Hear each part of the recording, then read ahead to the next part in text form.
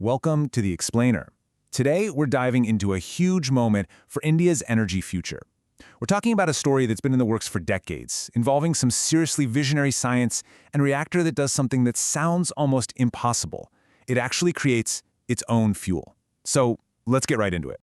It all really starts with this one number, 2070. That's the year India has committed to hitting net zero emissions. Now, for one of the fastest growing economies on the planet, that is a massive, massive challenge. I mean, how do you power a country with over 1 billion people and cut carbon at the same time? Well, a really big piece of that puzzle just went live. And look, that's not just my take. Prime Minister Modi himself connected this scientific breakthrough directly to that huge national goal. What just happened at the Kalpakkam nuclear facility isn't some small experiment. It's a real cornerstone of India's entire climate strategy. So, here's our game plan for today. First, we'll get a handle on just how big India's energy challenge really is. Then, we'll look at the incredible, visionary plan that was laid out years ago. We'll cover the recent breakthrough, understand the wild science behind breeding fuel, and then we'll see what this all means for the future. Okay, first things first, let's set the stage. India needs a ton of energy, more and more every year, but it also has to make sure that energy is clean. This is the classic puzzle, right? How do you grow and power everything without harming the planet? And this chart, wow, it really puts things into perspective. Right now, nuclear power is just a tiny 3% slice of India's electricity pie. But what that really tells you is that the potential for growth here is absolutely enormous. And that's exactly why this new technological leap is such a game changer. You know, to solve this energy puzzle, India didn't just start thinking about it last week.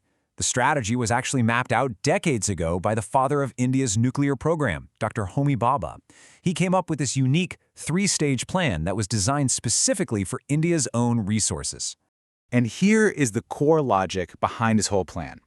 Dr. Bhabha knew that India has pretty limited reserves of uranium, which is the standard fuel for most nuclear reactors around the world. But, and this is a huge but, it has one of the world's largest reserves of something else, thorium. The only problem was, how do you actually use it? Well, that's what the entire plan is about. So here's how this brilliant three-step dance works. In stage 1, you use that limited uranium, and in the process, you create plutonium. Then comes stage 2. This is the crucial step we're at right now. You use that plutonium in a special kind of reactor. This reactor not only makes power, but it also breeds new fuel by turning all that thorium into a brand new fissile fuel.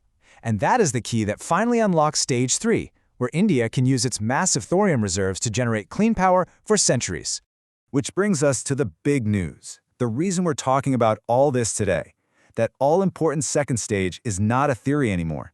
The Prototype Fast Breeder Reactor at Kalpakkam has officially been switched on. It's happening. And make no mistake, this is a huge deal on the world stage. By hitting this milestone, India just joined a very, very exclusive club.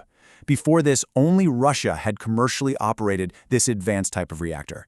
This is just a massive leap in homegrown tech capability. Now, you're going to hear this word criticality a lot with this news. So what does it actually mean? Well, the easiest way to think about it is like turning the key in your car. Criticality is that moment of ignition, where the nuclear chain reaction inside the reactor can finally run on its own, perfectly balanced and ready to produce a steady, controlled stream of power. Okay, now for the part that sounds like it's straight out of science fiction. What makes this reactor so special? It's right there in the name, breeder. It literally creates more potential fuel than it uses up. How is that even possible? Well, here's the fundamental difference. A standard reactor is basically a consumer. It just burns through its uranium fuel and then it's gone. But a breeder reactor, it's both a consumer and a producer. It uses some fuel to start a reaction that then transforms other fertile materials, like all that thorium, into brand new fuel. So how does this breeding magic actually happen inside the reactor? Well, it all starts with a fuel mix of plutonium and uranium. But here's the secret sauce. Instead of water as a coolant, it uses about 1,700 tons of liquid sodium. That allows the neutrons inside to move at incredibly high speeds. And these fast neutrons are the key. They are super efficient at bombarding materials like thorium and turning them into new, usable fuel. The result? A cycle that produces more potential fuel than it started with. So let's pull all these threads together. We've got a huge energy problem to solve, a brilliant long-term plan to solve it, and now the critical technology has finally been proven to work. So what does this all mean for the future? Well, the ambition is crystal clear. India is planning to nearly triple its nuclear power capacity in less than a decade. That's not a small jump, it's a massive leap. And the success of this fast breeder reactor is the key that makes this kind of rapid growth not just possible, but believable. And India isn't trying to do this in a vacuum. To help with this growth, it's already signed peaceful nuclear energy agreements with 18 different countries. This really underlines its commitment to using this powerful tech responsibly and as part of a global push for clean energy. So we end with this big question.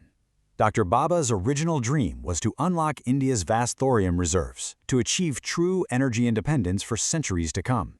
And now, with the second stage of his grand plan finally a reality, that dream is closer than it has ever been. So is this the moment India starts a whole new chapter, not just for itself, but as a new kind of clean energy superpower on the world stage? Well, that future is now being built.